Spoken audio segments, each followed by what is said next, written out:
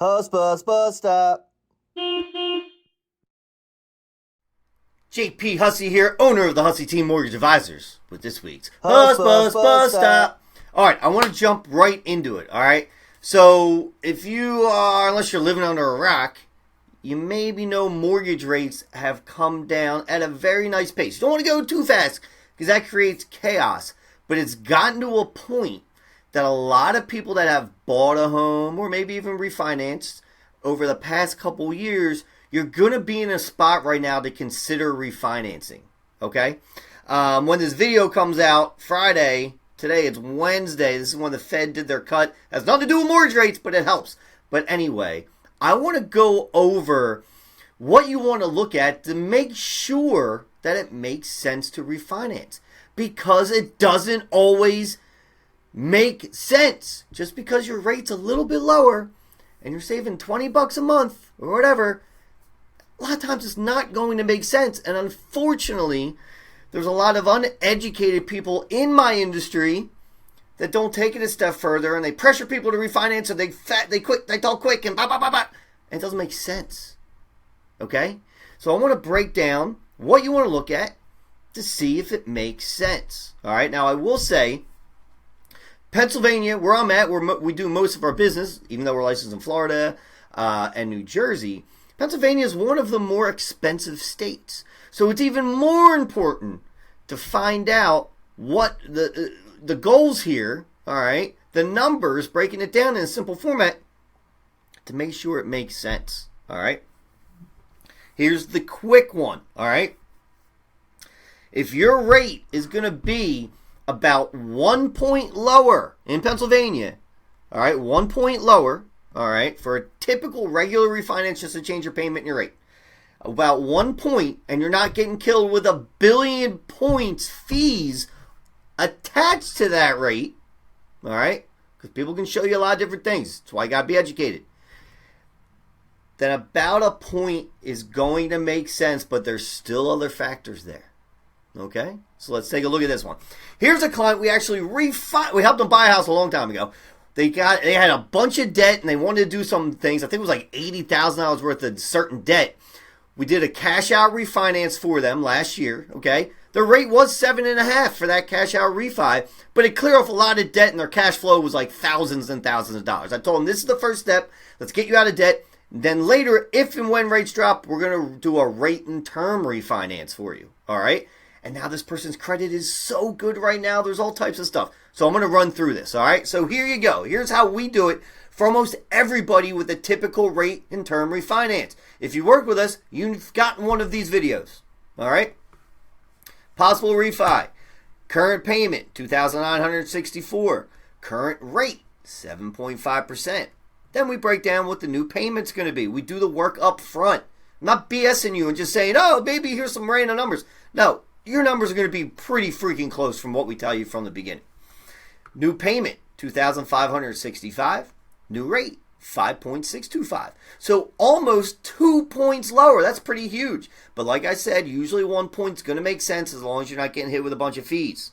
All right? Now, monthly savings, $400. Wow, that's great. I can do all types of stuff with $400. That's great. First year interest savings, $6,800. And then I hate using the word skip, but it kind of helps tell people how it works. Deferred payments, right? You're going to defer 1 to 2 payments, and that puts cash right in your pocket. You have no payment for 1 to 2 months, all right?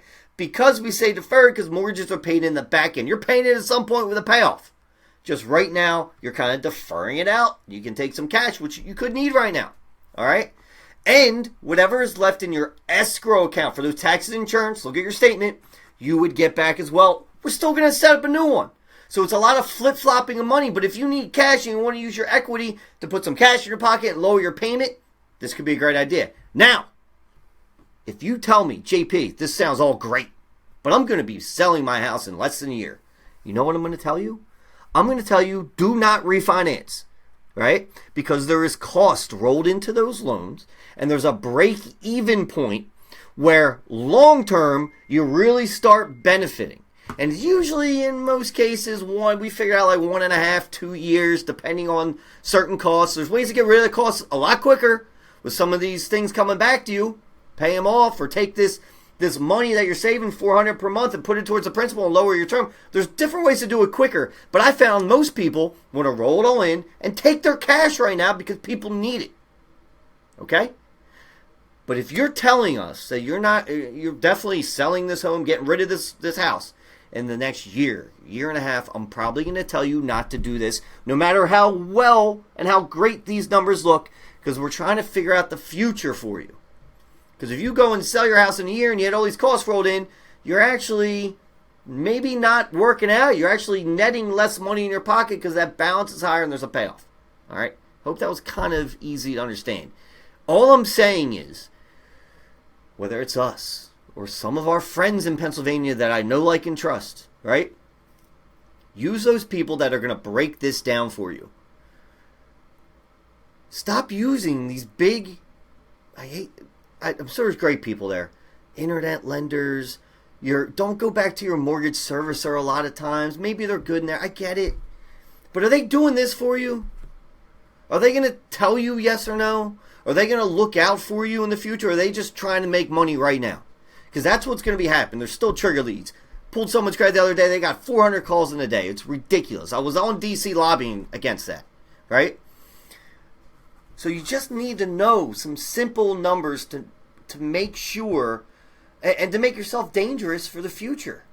There's a long-term and a short-term benefits with refinancing, but it doesn't always make sense. All right?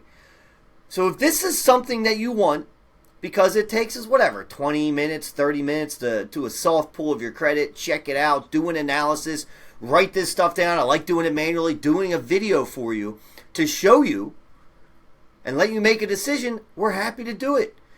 And if your loan officer doesn't break things down like this for you, or doesn't know about this stuff, and it's just throwing random numbers for you, maybe I'd stay away. Because we're advisors. Like, that's what we should be. Okay? Sorry, I'm pretty passionate about this stuff, and people are calling me right now. But anyway, just do your research, get a simple plan, don't overthink it, and you have someone that's going to tell you no if it doesn't make sense for you. That is all. Have a great day. Hussbus, bus stop.